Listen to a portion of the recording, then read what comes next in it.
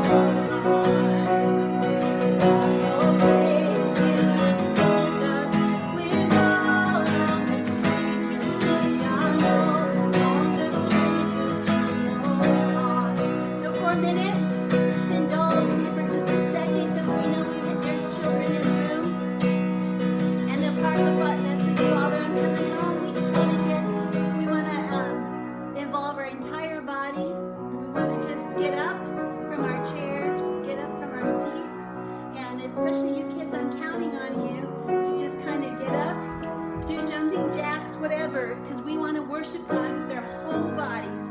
So we're going to sing, Father, I'm coming home.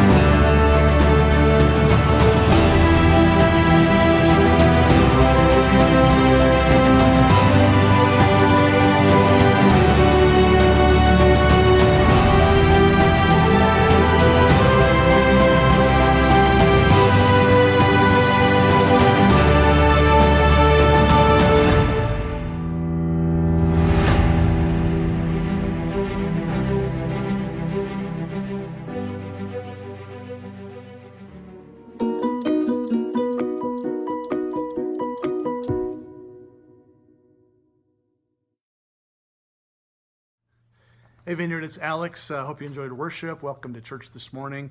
I am your announcement boy today. First off, we want to thank you for helping keep us going. We're just starting the church, so your generosity is a pretty big deal to us. On the screen, you'll see a screenshot of our website, and there's a giving option there.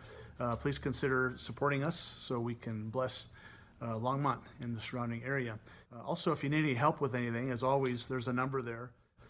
Call us or text us, and we'll get in touch and figure out what we can do to help you. Even if you're from Southern Colorado, we still want to be a blessing to you. So, today's announcements. Number one, as you know, we're wanting to be a worshiping community up here, and so in that value, Donna is doing something new on Mondays called Music Mondays. It's 11:30 on our Facebook page. Just a brief time of worship. Come and join her for that. That would be nice. Secondly, next Sunday we're going to do communion. So as you join us next week, maybe take some time to get some bread and some grape juice or wine ready, and we'll do that together as we celebrate service next week. And then finally, in a couple weeks, it's Mother's Day. Donna's going to be delivering the message that Sunday, so it's actually going to be good, and or better, even better than usual. It's going to be a special day. We're going to do a lot of things geared toward moms. And so if you're a mom, you'll really want to watch. If you're a dad, you'll want to watch too, so you know how to take care of mom. Consider having a little house party, Facebook party, and really actually excited about that. First, I wanted to invite Dietrich up here with me. Dietrich, come on up. Dietrich, we had to quarantine him because we think he may have had the coronavirus. Why don't you tell us what happened there, Dietrich? Yeah, so just just got sick one day and had a fever, and so right away just thought could be the virus. So spent 2 weeks in quarantine. And the day you got concerned is when you couldn't taste anything, right? Yeah, I couldn't taste anything, fever, and I felt really sick. Yeah. So he was locked in his room. He would sneak out during the day, but very limited contact. We were cleaning and scrubbing everything like crazy. And so it was 2 weeks. When was the day that you got off of quarantine? Yesterday. So it's been nice. So but it's back to the new normal here. Right. What did you do during those 2 weeks? Did you do anything different? Well, I'd say that it was kind of reflecting time, and I was able to talk a lot with God, and I was able to read a lot and spend some time with God, and just really a lot of time to think. But felt a little bit of isolation, and loneliness. But Was it kind of nice having us bring you your meals, though? I think that was the best part. That was definitely a plus, and definitely felt like we could start a restaurant. But in your bedroom. Yeah, The coronavirus right. restaurant. I had Chef Mike, working for me. What's fun is we do church services here on Sundays, just our family, and Dietrich still participated on the phone on FaceTime, and so we set up his little phone on the window ledge, and during worship I'd peek an eye over there and see him with his hands raised worshiping, and then you were actually a pretty lively part of the discussion too. So anyway, nice to have you back with us, and then we got a message for you guys. Thanks.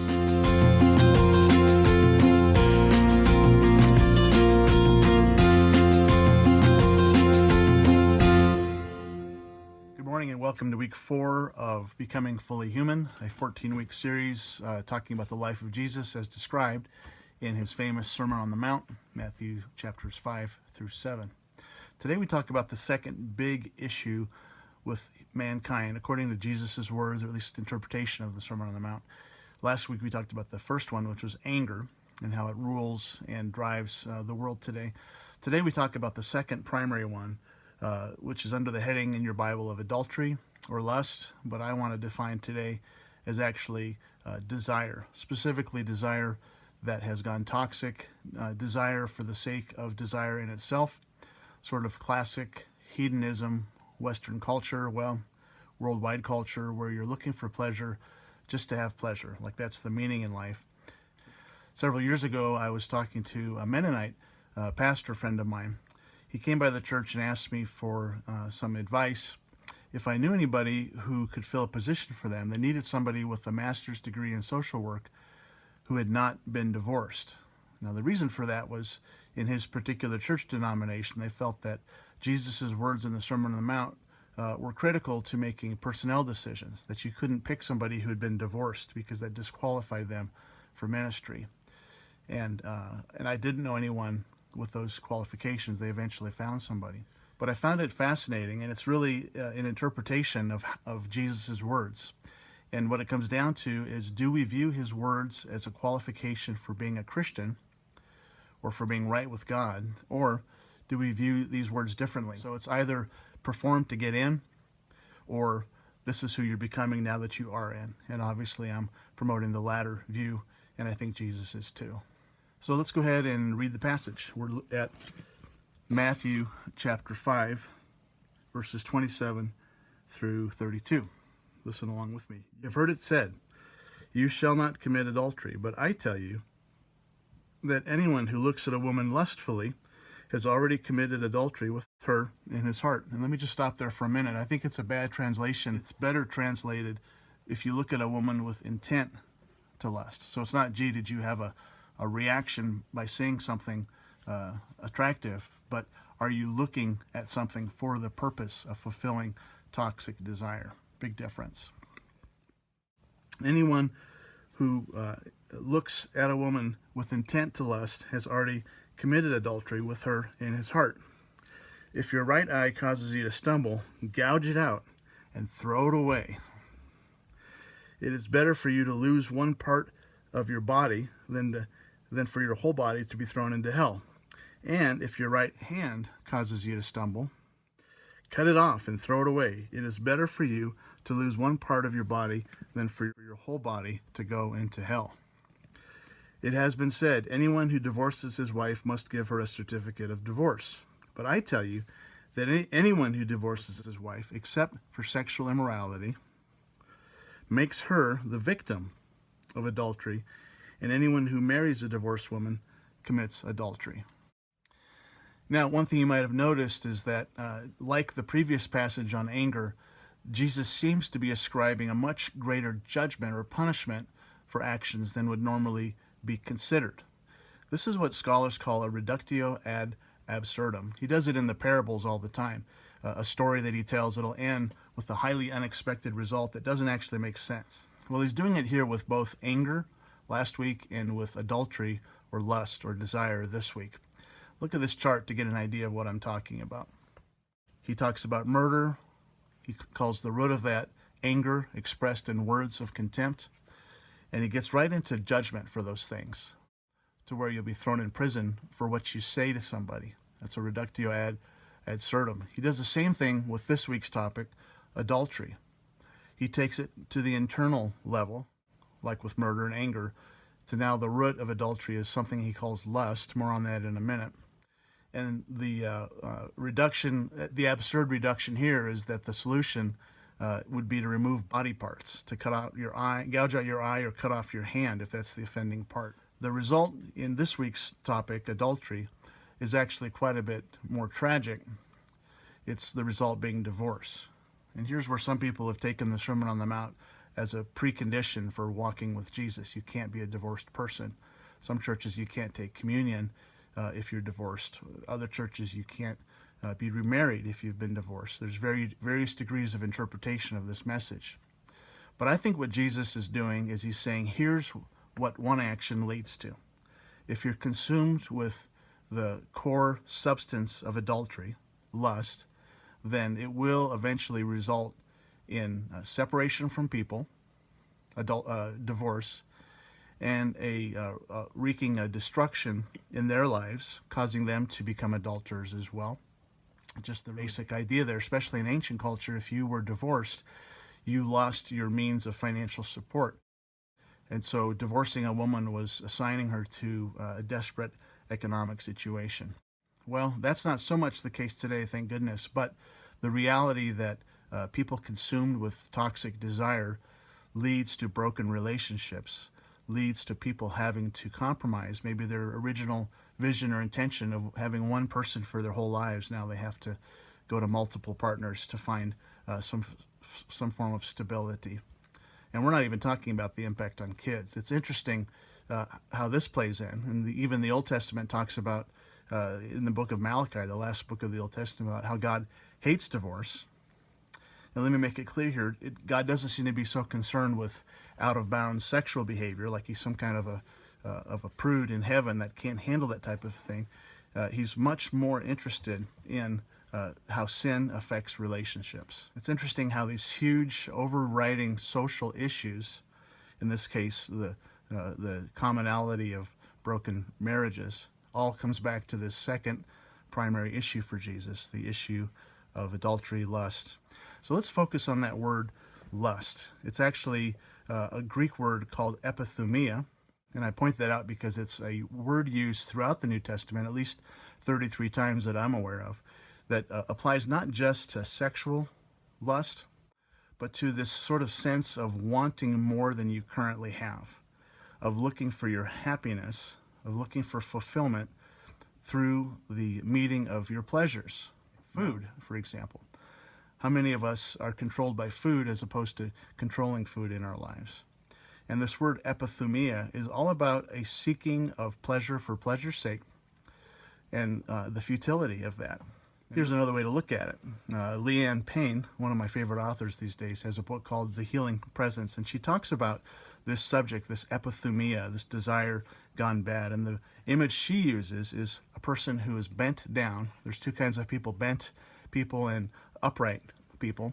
And the bent person leans toward the thing in the world, the created thing, by which they feel they'll get life from, whether it's something as inane as a football sports team or something more serious like the other woman or the other man, or wealth or possessions or education Whatever it is that we look to fill us up, some created thing that we're looking for life from, that our desires are toward and unsatisfied, we're therefore bent toward those things. And the solution to toxic desire, the solution to idolatry really, is instead to look up, to look upright toward the one who can satisfy us.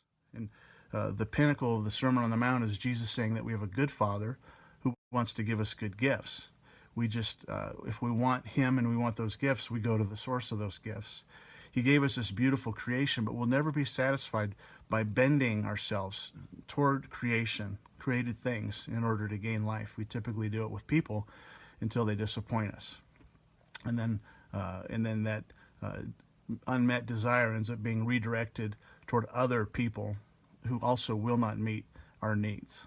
And so the solution to epithemia, the solution to toxic desire, is to look to the one who can make us satisfied and who can sublimate all the other things, all the good things in this world that he doesn't want us to cut ourselves off from, people, for example, but he wants us to enjoy in his kingdom, in his way, enjoy in the proper channels and boundaries that he's given for us, where we can enjoy them fully. God's given us this world to fulfill our desires, but we don't get them by pursuing them. We get that fulfillment from pursuing him. Now you might be thinking, well, I believe in God, but I don't feel all that fulfilled. Well, final thought here today. When Jesus exhorts us to live this life that he's giving us, it's not just to believe in something, but it's actually to interact with something. And so this diagram of being upright or erect toward God isn't just a thought, it's actually a practice. And so the question is how do you practice the presence of God in your life? How do you connect to God? And many are frustrated by the teachings of Jesus because he says things that we can't actually control. You know, don't be angry, don't be lustful. Well, how do we stop that? We can't just flip a switch, most of us at least, and stop being that way. And so what we see here is Jesus saying, here's what's bad, here's where you want to end up. And the solution or the method is going to come later on in the Sermon on the Mount. There's things that you and I can do that help disconnect us from the toxicity of anger and desire and better connect us to the source of having our needs met, being God himself. Traditionally in Christianity, these practices have been called spiritual disciplines. Final thought today, you can do things in your life that will disconnect you from idolatry or toxic desire or not having your needs met and getting angry, those types of things, and they can better connect you to the source of life. And this is the walk of the Christian, learning how to plug into God and unplug from the stuff that's killing us, from our idolatry. I will say for me, a practice I've gotten into more recently is abstaining from or fasting from certain things. For me, it's food. So once a week I don't eat. And it's actually my favorite day of the week, even though I sort of tend to dread it as I know it's coming and then am incredibly relieved when it's over with. And there's certainly health benefits from that type of behavior. But what I'm finding, at least for me, is that purposefully disconnecting, not being completely desire-driven, helps me to connect better to the things I want to connect to. And I've found that by abstaining from certain things for brief periods of time trains me, teaches me that I don't have to rely on those things and always get what I want, but to instead focus on the things that I want on a deeper level. And it's actually been very helpful for me, in particular in curbing my lusts that that we all deal with, whether it's sexual or whether it's a toxic desire for anything. Those things are more minimized now. It seems to amplify, these spiritual disciplines seem to amplify our growth and connection to God. Question for you for this week: what is it that you can disconnect to train yourself to become the kind of person that is not driven by anger or toxic desire? And how can you better connect to the God in heaven? How can you develop a personal devotional life to where you're connecting to God? And it might be that you start with what already works for you and just lean into it more and more. Well, God bless you as you pursue Jesus, as you attempt to live the life that he's laid out. We find, as in his own words, that it's actually easier than we think it is. His yoke as it were, is easy and his burden is light, because he wants to give us what we need. God bless you, and we'll see you next week.